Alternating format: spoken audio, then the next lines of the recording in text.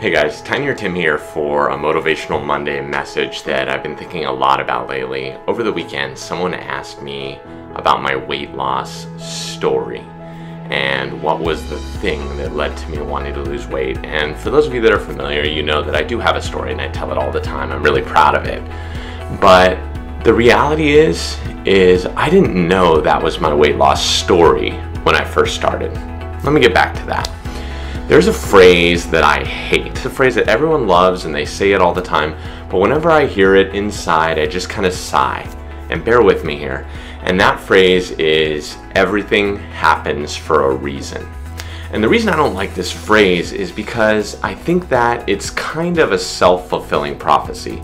When something happens to us and we tell someone, well, everything happens for a reason, it's really us that creates that reason. And a lot of the times when we're in that moment, we can't see the reason at all. And so it isn't until maybe a year or a month or 10 years in some cases later that we actually see that that bad thing that happened to us had a foreordained reason, and maybe it wasn't even foreordained, but maybe we created it. Let me give you an example. So I love examples from the Bible. The Bible has great stories in it, and there's a story in the Bible of Joseph. And Joseph has 11 brothers, 10 of them are older, one of them is younger, and they really don't like Joseph, and they actually decide that one day they're gonna kill him. They're tired of him, their dad loves him more than the rest of them, at least that's the way they feel, and they decide they're gonna off with him. And so they throw him in the bottom of a pit and they figure he's gonna die there. And eventually they come across someone that's interested in purchasing him as a slave, and so they lead him back there and they tell their dad that he's dead and he gets sold into slavery.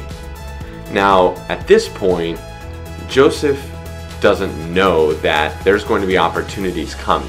He's a slave now, but he decides he's going to be the best slave he can be.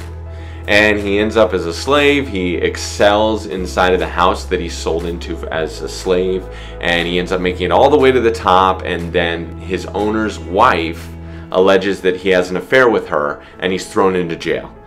And he's in jail and he decides he's going to be the best prisoner he can be, and he excels in the jail. Eventually he starts interpreting dreams, he makes connections, and he ends up in Pharaoh's court interpreting Pharaoh's dreams. And before long, after all is said and done, he ends up second in charge of Egypt and starts stockpiling food because of visions, and has an opportunity to save everyone around him, including his brothers, including his parents. Now, if you would have told Joseph in the bottom of a pit, everything happens for a reason, well, that's kind of true, and this story seems to confirm that. But really what happened here is Joseph never has an epiphany. There's no section in the Bible that says he was in the bottom of a pit and he realized, oh crap, here's my chance to save the world because I'm in the bottom of a pit. All of these cascading actions are going to occur to put me in this position. What happens is Joseph just decides he's going to be the best he can be. And he keeps excelling and he keeps moving forward. And he doesn't say everything happens for a reason, it's going to manifest it. He creates the reason. And I think that's what I don't like about the phrase everything happens for a reason. Because it feels fatalistic. It feels like we're just kind of handing our reins to someone else.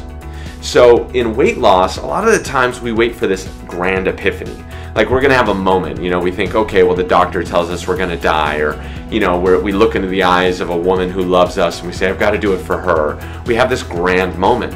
But epiphanies are kind of a load of crap. I mean, what happened in my story is, yeah, I did have this moment where I changed, but if you would have asked me in that moment, is this a moment that's going to lead to everything being different in your life? I wouldn't have known that.